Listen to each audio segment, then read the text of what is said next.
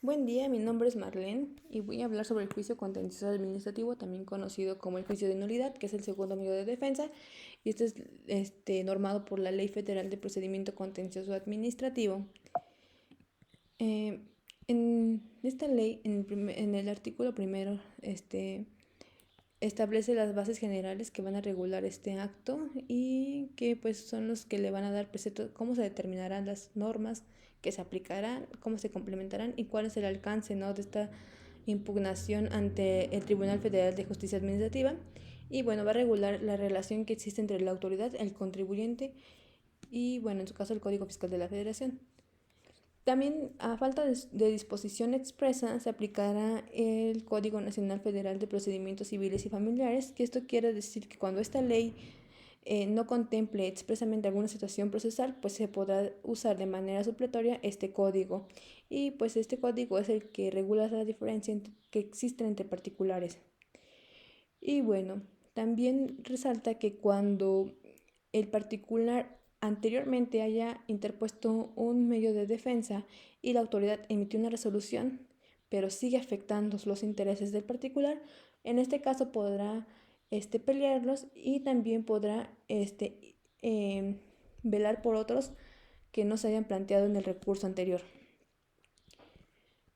¿Y contra qué va a ser procedente este juicio? Bueno, va a ser procedente contra los actos administrativos definitivos, por ejemplo, ya sea un crédito fiscal, contra actos, decretos y acuerdos generales diversos a los reglamentos autoaplicativos y cuando el interesado los controvierta en unión por primer acto de aplicación.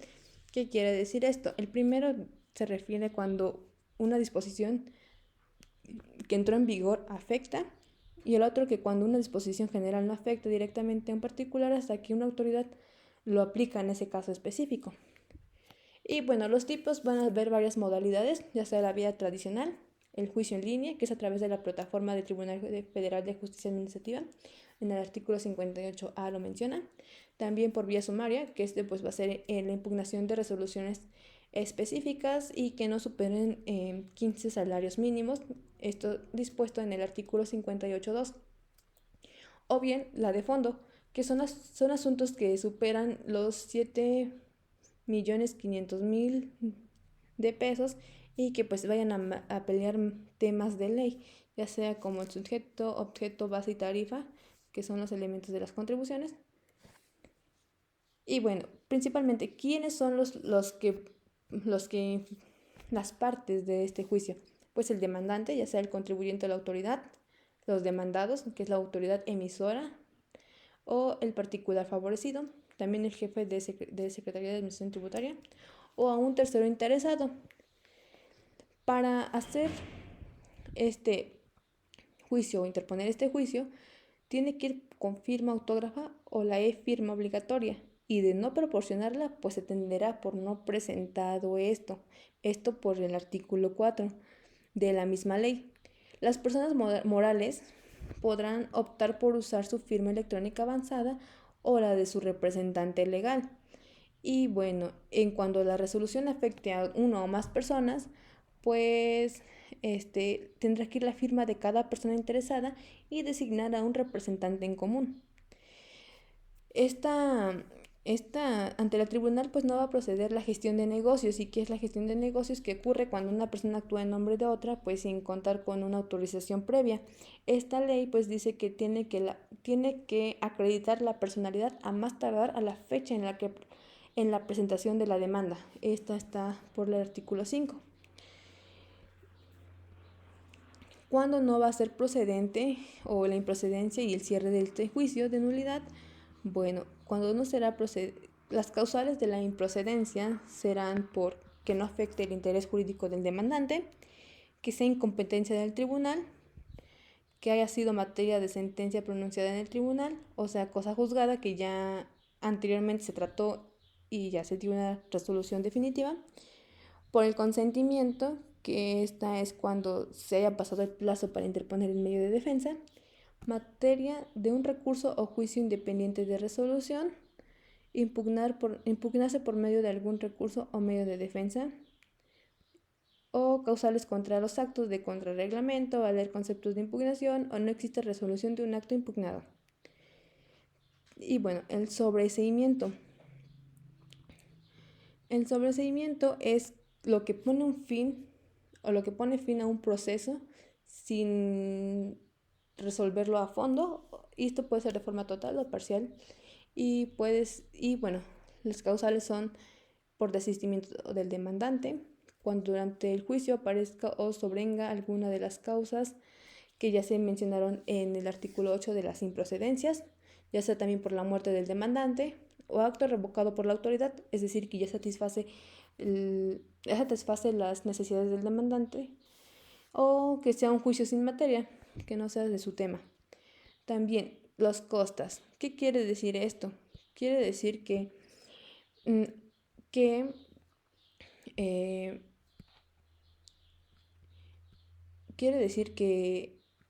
los juicios que se tramitan ante el tribunal, pues no habrán condenación de costas, o sea que cada quien va a ser responsable de sus propios gastos, excepto que se va a ver a favor de la autoridad cuando la demanda es con finalidad notoriamente dilatorias, es decir, con la finalidad de aplazar el tiempo.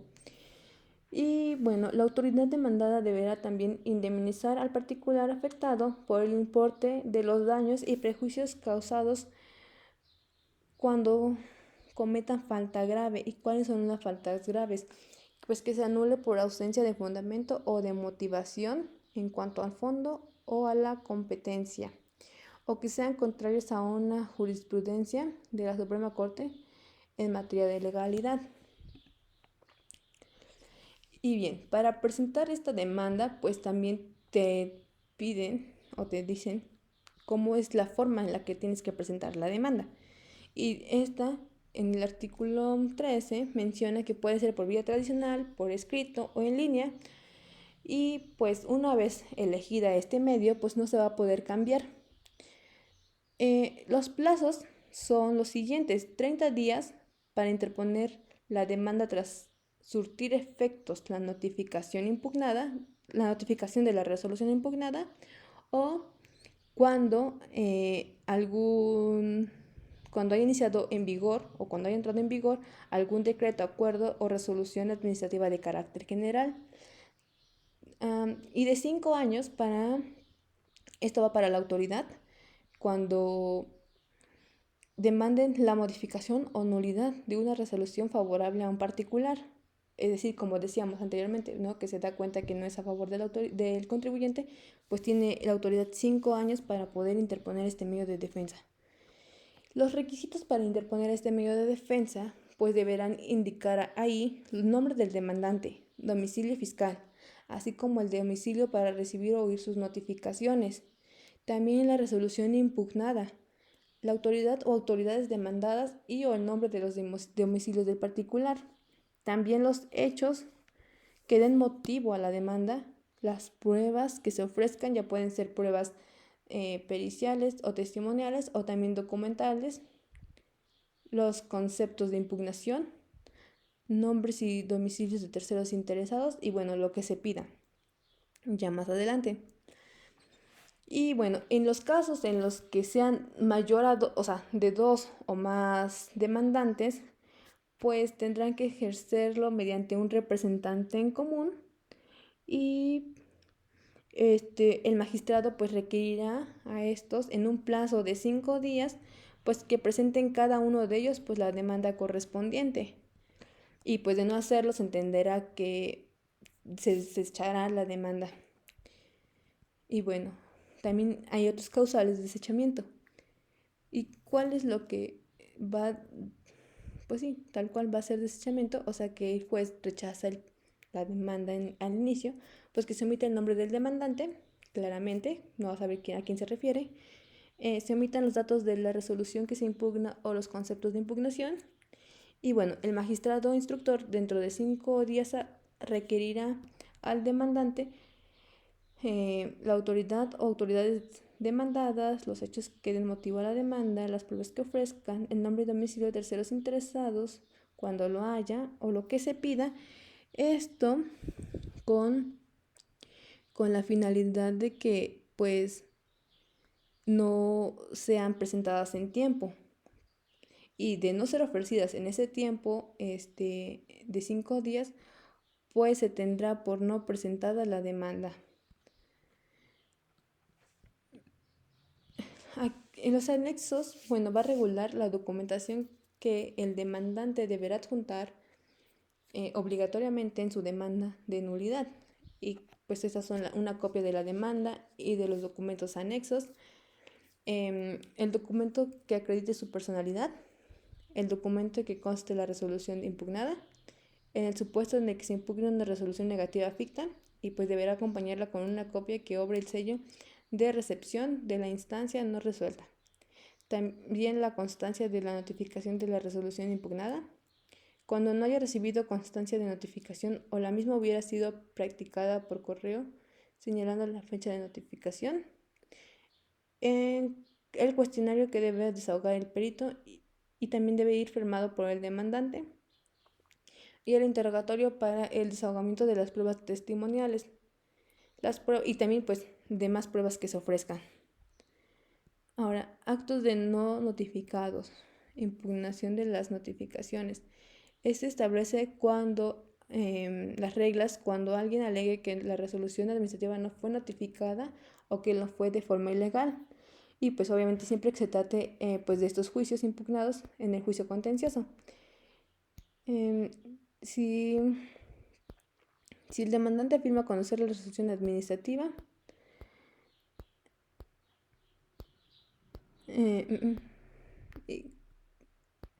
los preceptos de impugnación contra la resolución y contra la resolución misma deberán hacerse valer en la demanda. Y si el actor manifiesta que no conoce la resolución administrativa que pretende impugnar, pues así lo expresará en su demanda, señalando a la autoridad a que lo atribuye. También dice que el tribunal estudiará los preceptos antes de entrar a fondo de la resolución contra la notificación. Esta pues para darle una forma previa al examen de los agravios presentados en contra de la resolución administrativa. Y pudiéndose también ampliar la demanda. La demanda se podrá ampliar dentro de 10 días siguientes, esto lo menciona el artículo 17 de la ley, a que surtan efectos la notificación de acuerdo a la admita en la Constitución. Es decir, después de que te hayan contestado y te das cuenta de que existen nuevas causales que no conocías cuando interpusiste el medio de defensa, entonces se podrá poner en estos casos. O bien, también en esos, impugne la negativa ficta. Cuando se impugna, cuando la autoridad no te responde, interpones el medio de defensa y luego te responde, después. O también contra el acto principal al que derive la resolución impugnada en la demanda, así como su notificación. Actos no notificados o notificados ilegalmente, pues por cuestiones nuevas. ¿Qué quiere decir cuestiones nuevas? Pues cuando se introduzcan hechos o fundamentos que no conocidos por el actor en el momento de presentar la demanda. Ya después de haberla presentada, pues conoces otros hechos, entonces ahí son cuestiones nuevas. O cuando la autoridad demandada plantee el sobreseimiento del juicio por extemporaneidad. En el escrito, pues tendrá de la ampliación de la demanda deberá señalar el nombre del actor y el juicio en el que se actúa, debiendo adjuntar las copias necesarias para el traslado. También adjuntar las pruebas y documentos que su caso se presenten. Esto en el artículo 17. Y la contestación de la demanda es el plazo que tiene el demandado para contestar la contestación. Para contestar, pues. Y menciona que en el artículo 19 tiene para contestar 3 días siguientes a aquel al que surta el efecto del emplazamiento. Y refiriéndose a cada hecho imputado. Si te dicen 10 puntos, tienes que responder 10 puntos. Y los que no, pues se presumen como ciertos. También para la ampliación de la demanda, el demandante tiene que contestar entre 10 días después al que surtan efectos la notificación, de acuerdo que admita la ampliación. Y si no se presenta la contestación en tiempo y forma, o no se refiere a todos los hechos, se tendrán como ciertos, como lo dije primeramente. Y bueno, cuando los demandados fueran varios en términos para contestar, se les correrá individualmente. Ahora bien, la contestación de la demanda también implica anexos y estos los menciona en el artículo 21.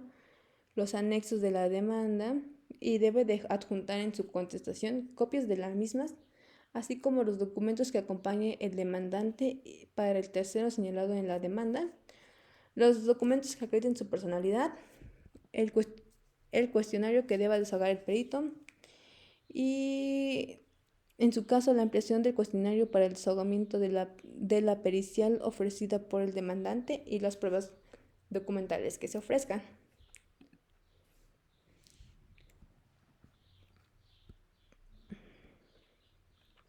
Bueno, de la contestación de la demanda, en la ampliación de la contestación de la demanda, pues ¿qué tiene derecho de decir el demandado en la contestación? Y bueno, expresará los incidentes previos y de especial pronunciamiento que haya lugar. También las consideraciones que a él pues impiden se emita decisiones en cuanto al fondo o demuestren que no haya nacido o se ha extinguido el derecho en el que el actor apoya su demanda. También, como lo dije antes, responder a cada hecho. Si te mandan 10 puntos, tienes que responder a aquellos 10 puntos, afirmándolos, negándolos o expresando que los ignora por no ser propios o exponiendo como ocurrieron. También tendrá los argumentos de ineficiencia que demuestran los hechos impugnados. Así también tendrá que presentar argumentos que desvirtúen el hecho de indemnización y pues las demás pruebas que se ofrezcan. Y bueno, de los incidentes, ¿qué quiere decir los incidentes? Que pues solamente serán de especial y previo pronunciamiento, es decir, que se aportan estas pruebas mientras va transcurriendo o mientras se van atrayendo mientras el transcurso de la demanda. Y estos serán por la incompetencia, es decir, que la sala no tiene las facultades para conocer el caso. También por la acumulación de juicios, que existen distintas salas que están atendiendo en el mismo caso, entonces pues no procede. También de la nulidad de notificaciones, específicamente contra las notificaciones practicadas ilegalmente en el juicio, la recusación por causa de incumplimiento, la reposición de autos, o sea que cometió un error y trata de ser corregido, y la interposición por causa de muerte, disolución, declaratoria de ausencia o incapacidad. Ahora, los plazos para suspensión de la demanda, esos vienen en el artículo 28 y dice que la solicitud para suspender una ejecución de un acto administrativo se tendrá las siguientes reglas. Primero, tiene que ser que no afecte el interés social, ni convertir el orden público, ni contravenir en el orden público. También que los daños al solicitante sean de difícil reparación. Y bueno, ¿qué reglas va a seguir esto? Ya sea que para el otorgamiento de suspensión deberá satisfacer los siguientes requisitos. Mientras se trate de suspensión de actos determinados de materia fiscal, pues se concede siempre que se garantice un interés fiscal. Tratándose de casos de suspensión que pudiera dañar a terceros o causar daños, pues se otorgará una garantía que baste para reparar aquellos daños.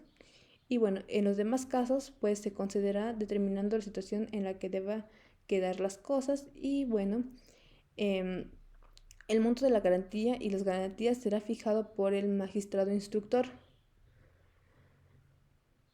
La solicitud de tendrá que ser ejecutado en el acto impugnado presentado por el actor o su representante legal. Se tramitará y resolverá de conformidad con las siguientes reglas.